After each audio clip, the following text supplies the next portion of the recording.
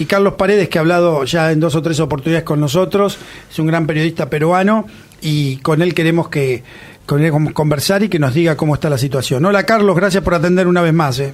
Alfredo, ¿cómo estás? Buenos días y un saludo para todos allá en Argentina. Sí, la situación en Perú sigue crítica. Ayer la Defensoría del Pueblo anunciaba que ya hay por lo menos 7 fallecidos en esta violencia desatada, sobre todo en el interior del país. En Arequipa, ¿no?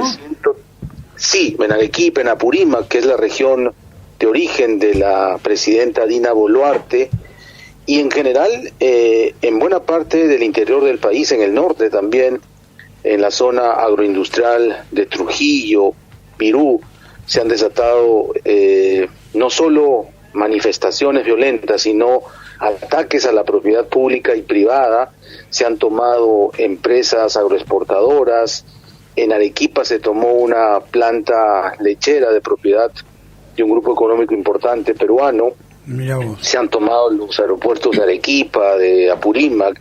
En general, la violencia está desbordada, pero ayer en la noche el ministro de Defensa ha anunciado que las Fuerzas Armadas van a salir a tomar control de lo que se llama aquí en Perú los activos críticos, es decir, carreteras, aeropuertos, zonas estratégicas. ¿Eso está previsto por la Constitución, por ejemplo? Porque aquí en la Argentina, para casos de conmoción interna, las Fuerzas Armadas no pueden actuar.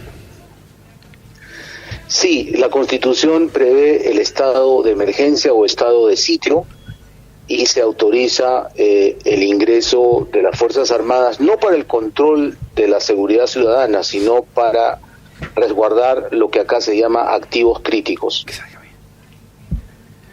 Y activos críticos, ustedes dicen carreteras, medios de transporte, centrales eléctricas, aeropuertos, todo lo que sea necesario para que la vida normal de los peruanos, ¿no?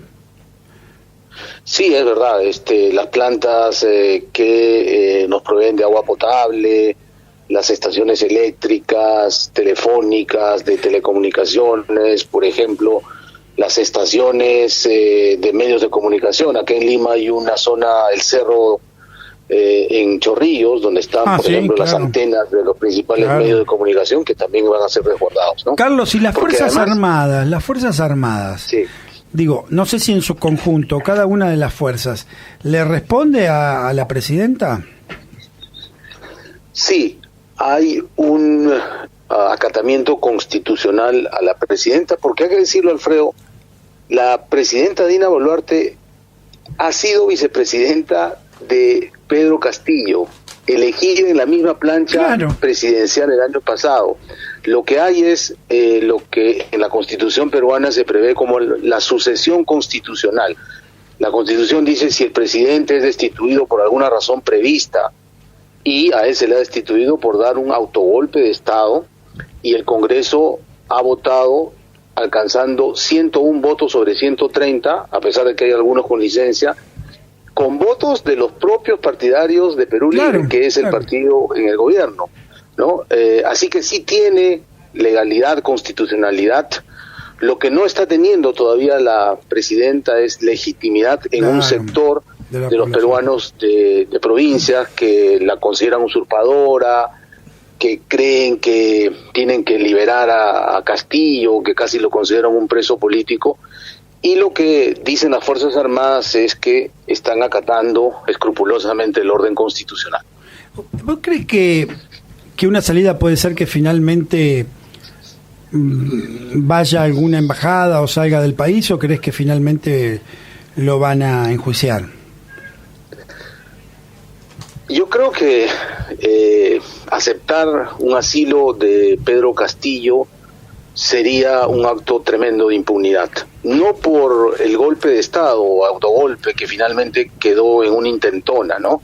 Porque no tuvo el respaldo ni de las Fuerzas Armadas ni de la policía, ni siquiera de su gabinete ministerial, porque los ministros empezaron a renunciar a los minutos en estampida, ¿no? Pero yo creo que más bien es por los 7 expedientes penales que investiga la Fiscalía de la Nación contra Pedro Castillo, que son casos gravísimos de corrupción. Hay una empresaria que ha declarado ya ante el Ministerio Público que entregó 9 millones de soles, que es casi 2,5 millones, 3 millones de dólares. Claro. No, porque... dinero que ha servido para comprar votos en el Congreso, claro, para entregar un dinero sucio a la familia del presidente, para entregarle directamente en la mano al presidente, según se ha podido revelar de los propios operadores de esta organización. Porque es cierto que asumiera quien asumiera que no fuera derecha iba a estar hackeado por la parte de la derecha, pero las barbaridades que se cometieron. Ahora sale México ahí con Obrador, la Argentina también, Colombia, Chile, casi al unísono, ideológicamente, pidiendo como casi su restitución, ¿no?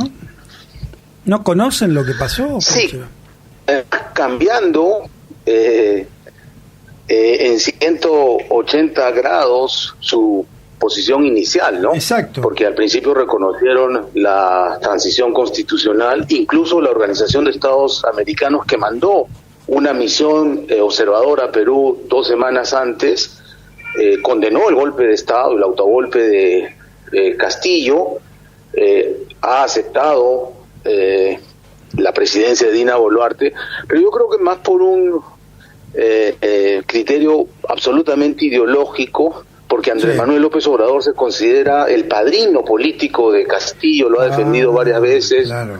Le ofreció asilo, Castillo no llegó a la Embajada de México en Lima porque su propia Guardia Presidencial lo detuvo en el camino, porque estaba en flagrancia, había cometido un delito muy grave.